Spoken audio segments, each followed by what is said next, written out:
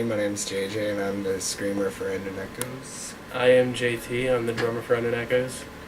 I'm Todd. I play lead guitar in such band. I'm Jesse, and I play bass in End and Echoes. And I, Benjamin Rockhow, am the clean vocalist of said band, End and Echoes.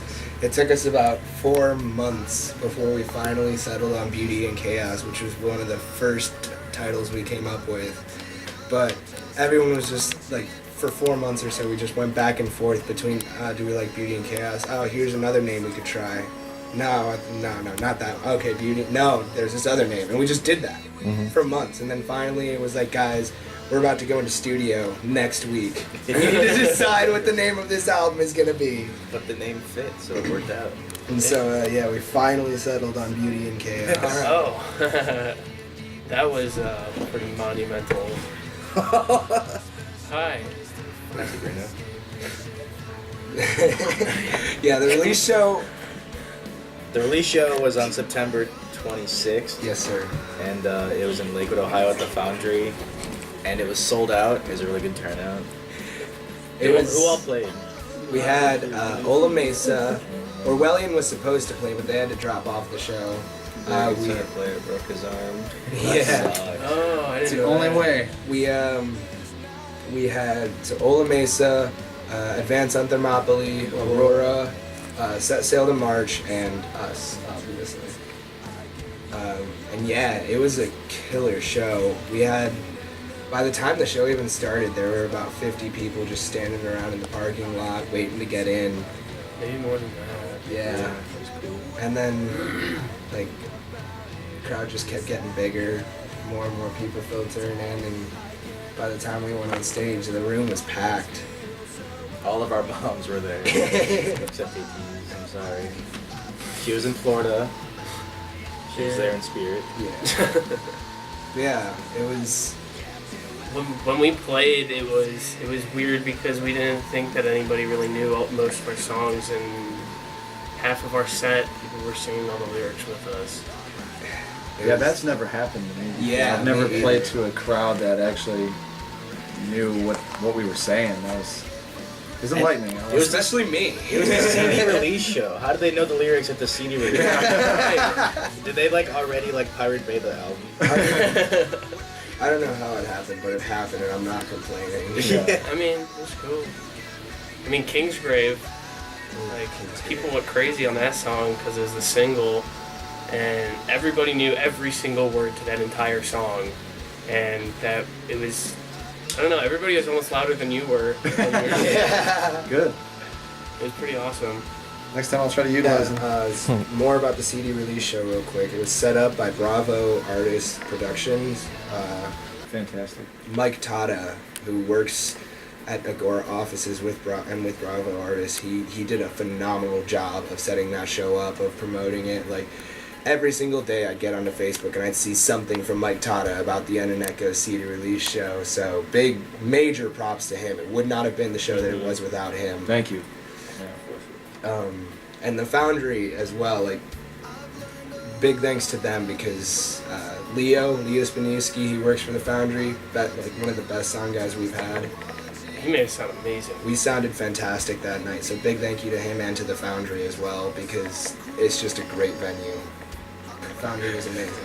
Well, we recorded in Studio D in downtown Cleveland behind the Agora, in the Agora offices. It was with Don DiBiase and Jeremy Stimpert.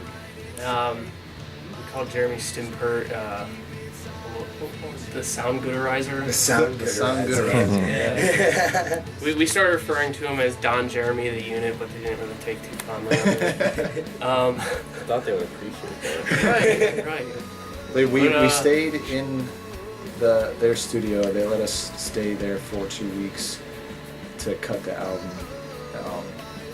and it was a very unique experience that I've never had. None of us have ever had. Being living in just a music world, and not have to worry about doing any other normal 9 to 5 stuff, you know. Like, The studio had like Completely consumed. a bunk area with like 4 like huge like queen size bunks. Not queen size, No, but they were like twin they were, size. they were like They the were- bigger size of the studio bunks.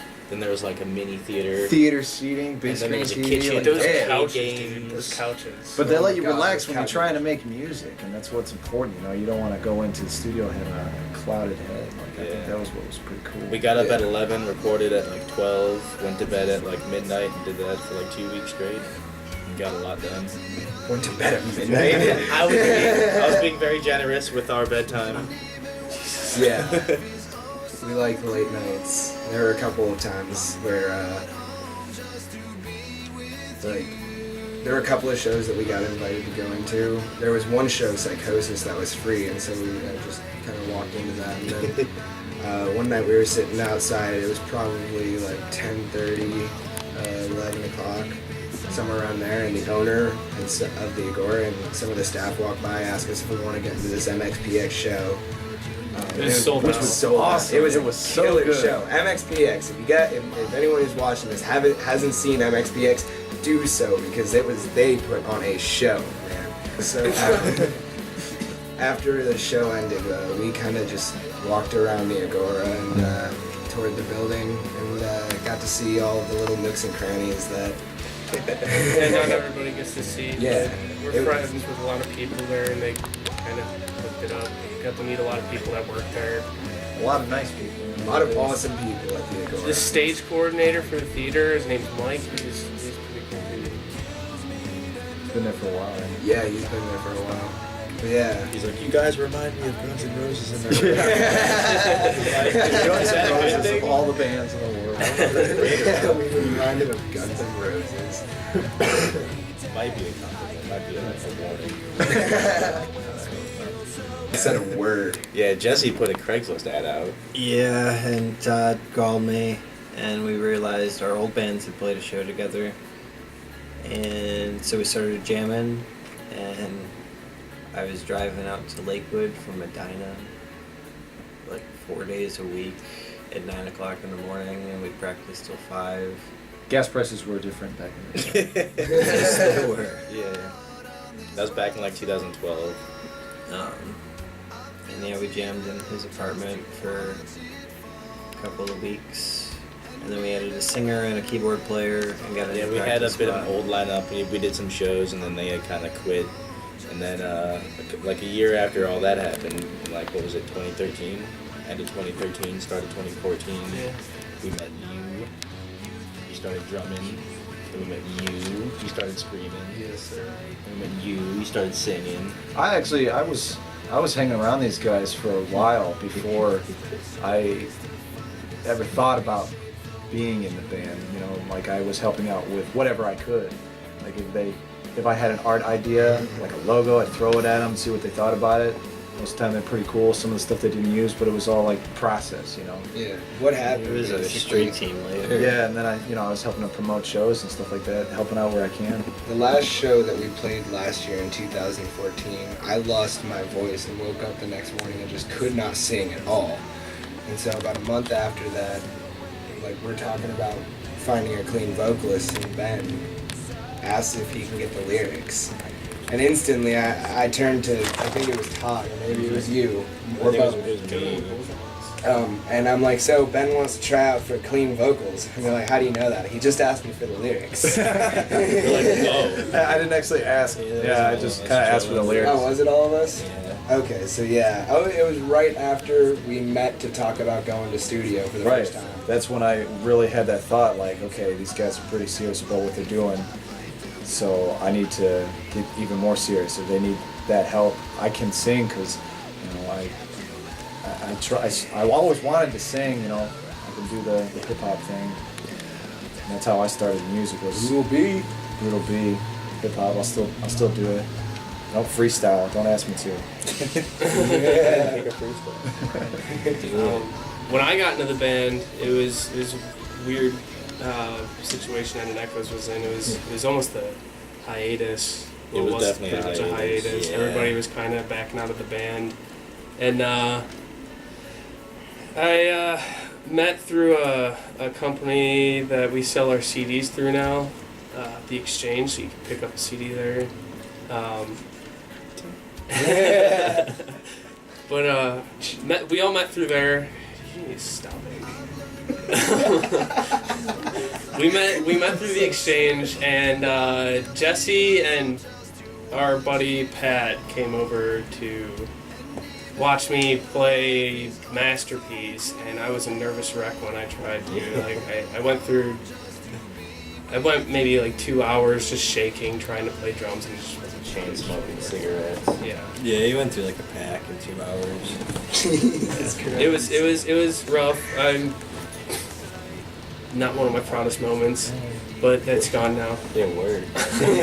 Back in March last year, Tyler Phillips and I walked into The Exchange together. We had started this band together, Divergency, never made it anywhere. They asked me to play bass for it. We had asked him to play bass for it a few months before, and he was like, oh, well, I've got this project that I'm working on too. And so a few months later, in March, Tyler and I walk in there, and I happen to ask Jesse, like, hey man, how's your band doing? He's like, we're doing really good. We're looking for a vocalist and a guitarist. I put Tyler's hand up and my own hand up, and I'm like, I'm a vocalist and Tyler is a guitarist. And he asked us if we'd like to audition. I just spoke for both of us basically and said yes. And that was on a Friday, and the Monday after is the Monday before St. Patty's Day. We came and auditioned and kind of just stuck around. It's kind of fun. Might keep with it for a little while. You want to know how we got the name? That was a weird process. Our original name was Next to Ascend. That really sucked. Yeah. our original drummer Ray came up with that one. And we didn't like the name. We were about to record like a little demo or something, and we wanted a better name. So our vocalist Matt kind of came up with a list of awesome key phrases you don't normally hear in band names, because a lot of band names repeat stuff, you know. And me and Jesse looked at the list, and we were really feeling the word echoes, like it just spoke to us for some reason. We're like, Matt, we really feel this. So we came up with the name N and Echoes, and we're just like, that feels right, you know what I mean? So it became N and Echoes, and then, eventually kind of shortened into EIE, but it's pretty much how it came about. We just wanted to pick something that sounded cool, that wasn't just something you hear every day.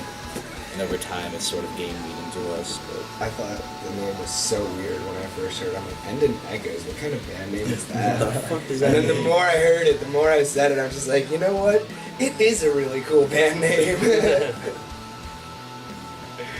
Yeah, it doesn't have a huge, I guess, significant meaning. I guess some people probably think it has some huge, novelistic meaning, but Whatever you want it to mean. right. Sound guy usually puts a lot of echo on us at the end. Right, Yeah, drenched in echoes. reverb. Coincidentally. The End and Echoes, brother. Right. We get to play with Bone of Osiris at the Summer Slaughter tour. They're like one of my favorite bands. They were amazing. They kicked ass. That is really cool. I'm really excited to play with Allison. Right, that's my answer. My favorite band is the show that we're about to play. Yeah, they're my favorite hardcore band, metal. I was ready? What's that? You guys ready for this? Yeah. Dun, dun. I've enjoyed playing with every single band that we've ever got a chance to play for, because I really haven't had a band that was just like, I know all of these guys, I know the material, but to play with everybody, you get a different experience every time because it's different bands. But I mean, there's always those bands that are always around that we always play with, but That's where I was about respect. To go. That's where I was about to go. Like I like playing with the bigger bands, but it's always a good time when we play with Advance on Thermopylae. Advance on I was just about to say that. Good, Advance they're- on those they're guys friends are of super ours. rad. They are an amazing band. Ben is an amazing guitar player. I don't even know how he's like. Jeremy is just the Hobbit. Oh my god, he is You crazy. wouldn't expect him to have that voice. He doesn't look like It's it. tiny.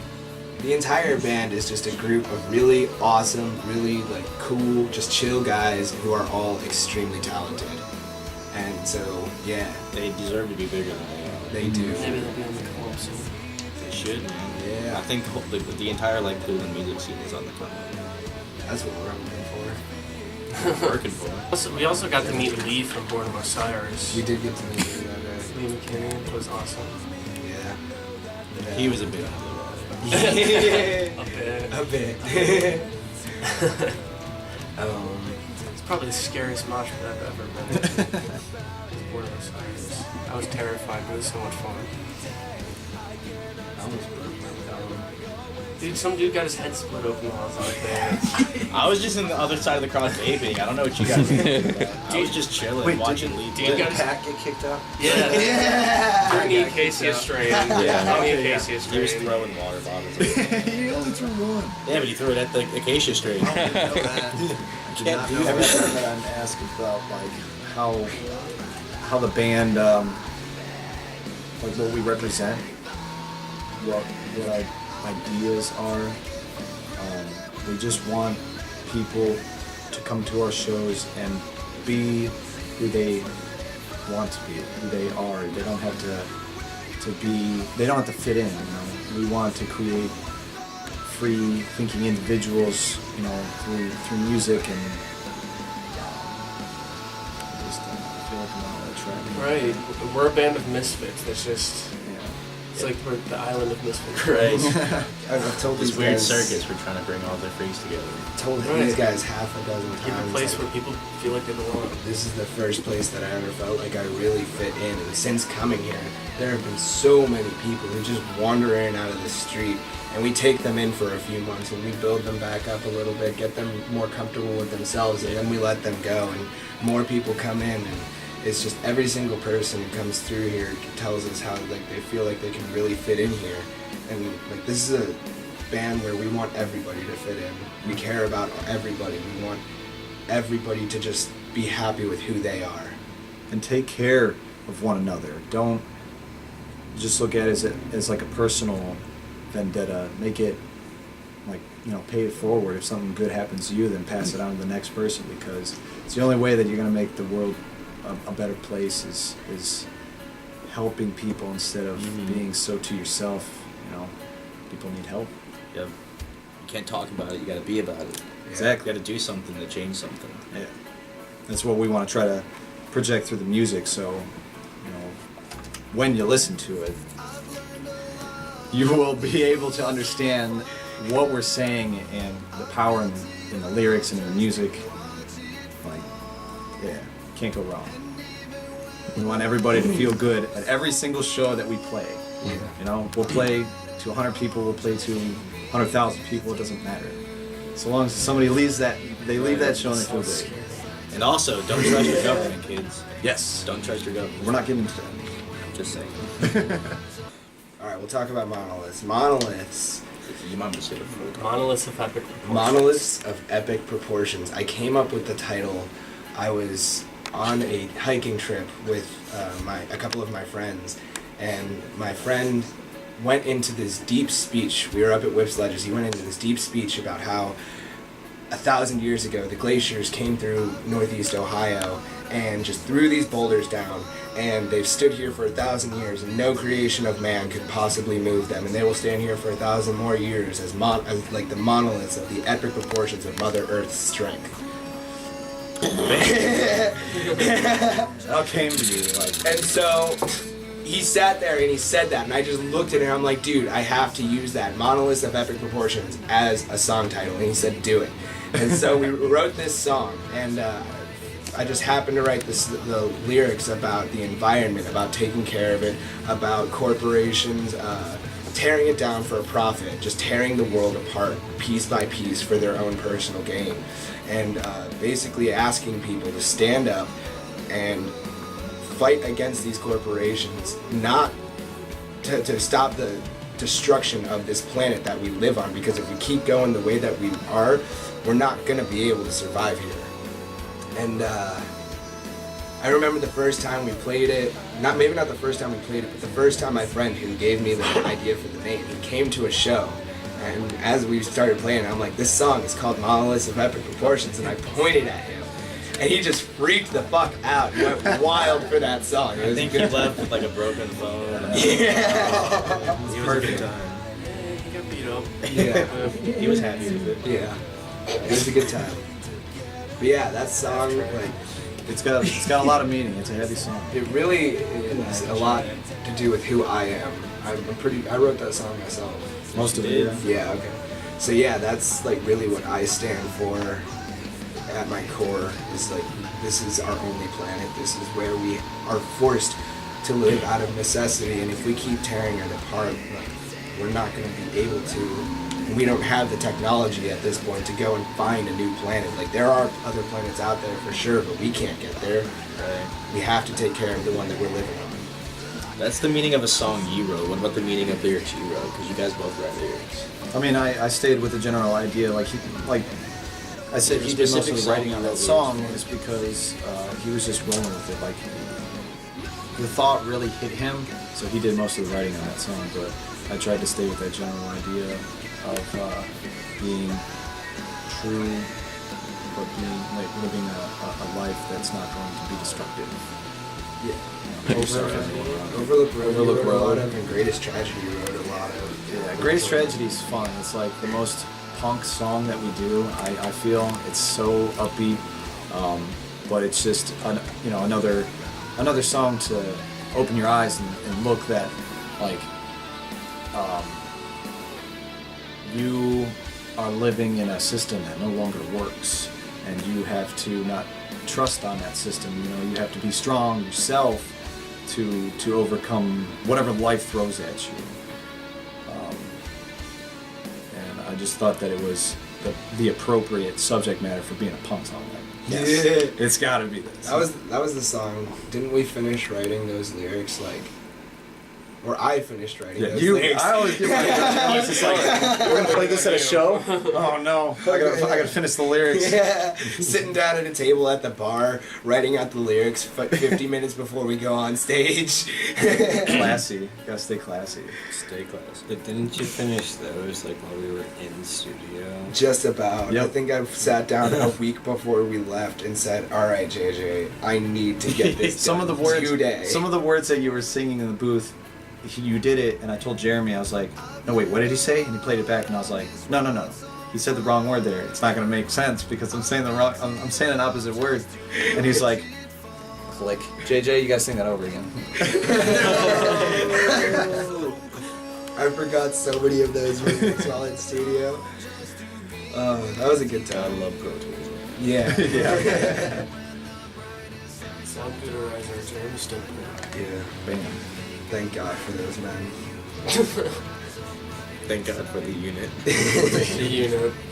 That's how they know us now, by the way. The guys who call the unit. Yeah. Yeah. Every time they're like, "Oh yeah, you guys call us Don Jeremy, the unit." Yeah. Forever. It's gonna stay that way. I I said know it. they don't like it. but Officially it's gonna dubbed, stay that way. man. Officially dubbed. Officially. But yeah, that's what Ended Echoes. Oh yeah. Oh yeah. Chat shirts. Hashtag. We got great merch, people. Chaz, They call it come stand behind us. Yeah, come over here real quick. Get over here. My Yeah. jazz shirts are on the way. We got great merch, Chaz. people. Should we say Chaz or High C? High C Commander Cuddles. Commander Cuddles. Newly dubbed Maybe Rewind. it's like an echo. And he's Yeah. our merch guy. Say what up. What's up? There you go. So you're getting what kind of shirts? We're getting Fuck Chaz shirts. It's gonna have his face on it, and it's gonna say Fuck Chaz. So support a good cause. Yeah. Only Come here, available come here. at our merch booth at shows. Yep. Not You have to available. buy it from Chad. You have to buy the Fuck Chaz shirt from Chaz. Yeah. You cannot get it online. I'm so excited. Yeah. That was our merch girl. Too. Yeah, get over here. This is Say hi, Daphne. She's merch number 2. She's the merch. I'm bitch. just here. She's a pretty face in the crowd. Is that all she is to you? I see how it is. Kicking ass. taking As usual. names. In a city near you. Possibly. Hopefully. No, we're working into it. Most likely. It's promising. We are. The We just schedule Boring. We need to make our own. the schedule that we set. Yeah, we're gonna have the End and Echo store coming probably spring or summer of next year. Yeah, of one person 2016. talk. Help us come to your town. You know, Like the schedule that we make the turnouts great. Let's do this together. The schedule we're trying to follow is we said that we want to be full-time musicians by next summer. So around that same time, we're basically just going to start touring, going as far and wide as possible, as quickly as possible. To spread these so-called Spread the echoes. Spread the echoes. So I'm pretty sure we're crossing over Pennsylvania, hitting that's the first. Jersey. New Jersey, New York, Jersey. maybe a little more than New England states, then back down. We're gonna come back down through Pennsylvania. We're gonna hit Michigan. We're gonna stop up there and see our buddies. It Lies Within, hopefully. Yeah. And then head back down to good old Ohio and end our tour there. Start it there, end it there. That's the plan Or for our start it first here, end tour. it here. Yep. That's our plans for 2016. And they're gonna love every single one of those bands. so hard. Did you really just shake your head? We're also writing again already, writing some new stuff for album 2, and a few EPs here and there, seeing what's coming up. We never stop. Yep. We're always doing something musically. Always. Always expect something from us. So yeah, keep an ear out. We'll have some new stuff out at some point or another in the future. You Thanks for guys have a watching. great day. Thanks for checking Night and Echoes out, and hopefully we'll see you at a show coming soon. Have a good one. Bye.